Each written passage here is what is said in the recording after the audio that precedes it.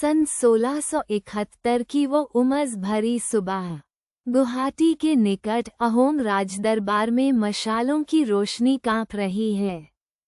हवा में धूप और चंदन की गंध है, पर आज उसमें भय का धुआं भी घुला हुआ है। एक दूत धूल से सना, सांस फुलाए, दरबार की सीढ़ियां चढ़ता है, और जो संदेश वह लाता है वह दरबार की दीवारों को थरथरा देता है।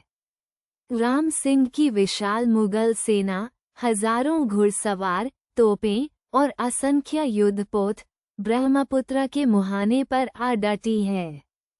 दरबारियों के चेहरे पीले पड़ जाते हैं, सोने के आभूषण भी उस पल बेजान लगते हैं। राजमहल में एक गहरी, घुटन भरी चुप्पी उतर आती है। पर इस अंधेरे में एक नाम फुसफुसाया जाता है, लाचित। ब्रह्मपुत्र के तट पर तनाव घना है। तंबू के भीतर मिट्टी के दीपक की कांपती लौ में लाचित बर्फुन ज्वर की आग में जल रहे हैं। उनका शरीर टूट चुका है, माथे पर पसीने की बूंदें, सांसें भारी, आंखें अधमुंदी। सेनानी उनके चारों ओर खड़े हैं, विनती करते हुए, रोकते हुए। किंतु दूर से तोपों की गड़गड़ाहट सुनाई देती है। मुगल बेड़ा आगे बढ़ रहा है। वह क्षण आता है जब एक योद्धा की आत्मा उसके टूटे शरीर पर विजय पाती है। लाचित उठते हैं, धीरे किंतु दृढ़ता से। कवच बंधता है, तलवार उठती है। त्याग का ये निश्चय अब रणभूमि की ओर चलने को तैयार है, और ब्रह्मपुत्र उनकी प्रतीक्षा कर रही है। ब्रह्मपुत्र की सतह पर मशालों की रोशनी कांपती है। लाचित बर्फुन अपनी नाव के डेक पर झुके हैं, सामने बिछा है नदी का कच्चा नक्शा, हाथ से बनाया, मिट्टी और खून से सना हुआ। उनके चारों ओर नौसेना के कमांडर हैं, चेहरों पर युद्ध की थकान और आंखों में प्रश्न। लाचित बोलते नहीं, वे संकेत करते हैं। उंगली शराइघाट की सनकरी जलधारा पर टिकती है। यही वो बिंदु है जहां मुगलों के विशाल जहाज अपनी ही भार से जकड़ जाएंगे। नदी की धारा, ज्वार का समय, तट के घने नरकट, सब कुछ हथियार बन सकता है, यदि मस्तिष्क तलवार से तेज हो। योजना तैयार है। अब प्रकृति और साहस को एक साथ परखने का समय आता है। फिर वह क्षण आता है जिसका सबको भय था। ब्रह्मपुत्र की विशाल जलराशि पर, क्षितिज से क्षितिज तक, मुगल आर्मा प्रकट होता है। सैकड़ों युद्धपोत, एक के पीछे एक, जैसे कोई लोहे का अजगर नदी पर रेंग रहा हो। तोपों की नालें धूप में चमकती हैं। पालों पर मुगल निशान लहराते हैं। नगाड़ों की गड़गड़ाहट जल की सतह से टकराकर किनारों तक पहुंचती है, धरती को कपाती है।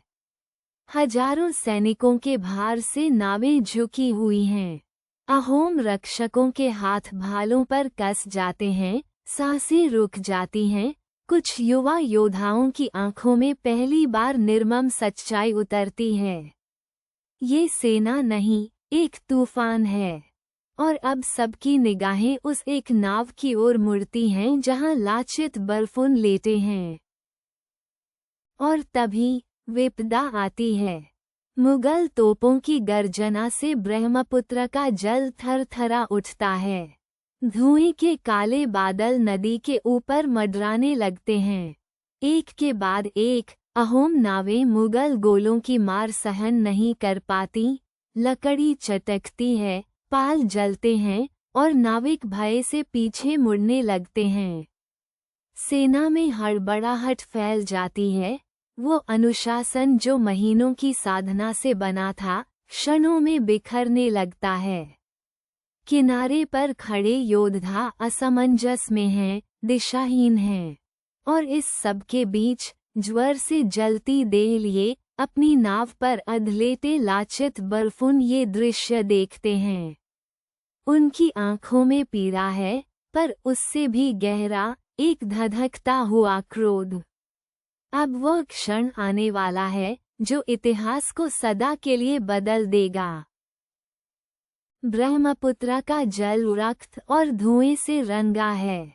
अहोम नौकाएं पीछे हटने लगती हैं, मुगल तोपों की गड़गड़ाहट से नदी कांप उठी है और भय ने साहस को निगलना शुरू कर दिया है।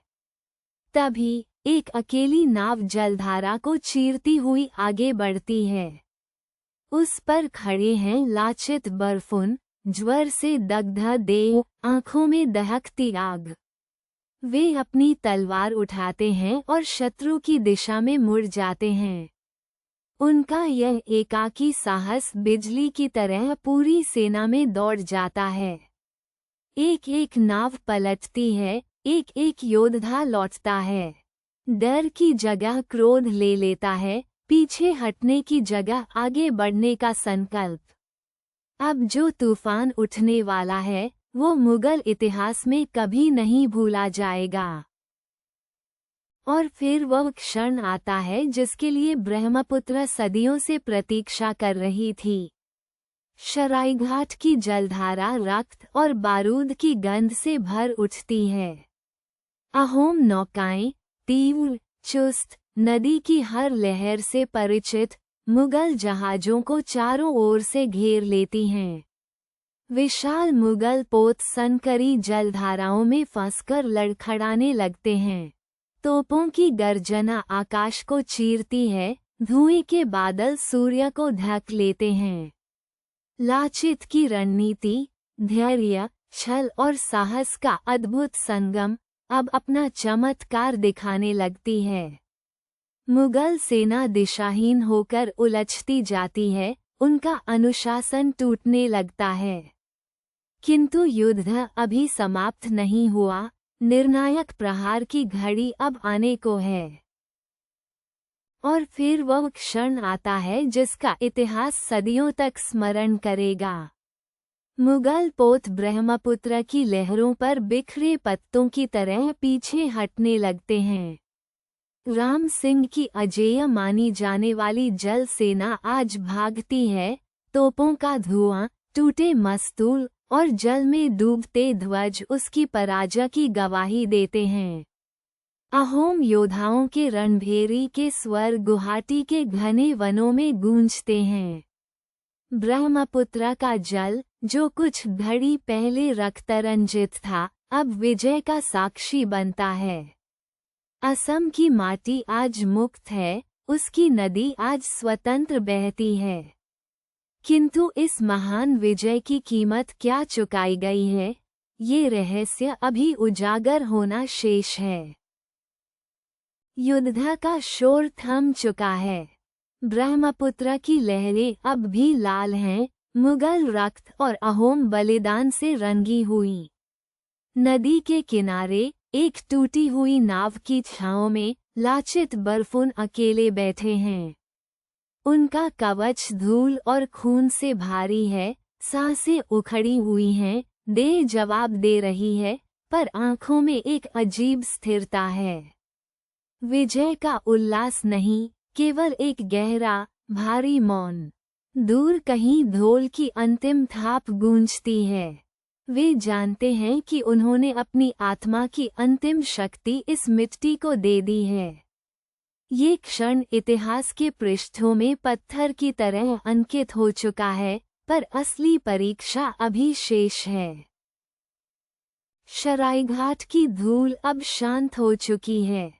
ब्रह्मपुत्र की लहरें उन नावों के अवशेषों को धीरे धीरे बहा ले जाती हैं जो कभी एक साम्राज्य की महत्वाकांक्षा लेकर आई थीं। किनारे पर खड़े अहोम योद्धाओं की आंखों में थकान है, पर उनकी रीढ़ में गर्व का एक अटल स्तंभ खड़ा है। लाचित बर्फुन, ज्वर से जर्जर पर अपराजय, इतिहास के उस दुर्लभ पन्ने पर अंकित हो जाते हैं जिसे समय भी मिटा नहीं सकता। असम की मिट्टी, उसके जंगल और ब्रह्मपुत्र की अनंत धारा सब मिलकर एक ऐसी गाथा की साक्षी बनते हैं जो युगों युगों तक गूंजती रहेगी।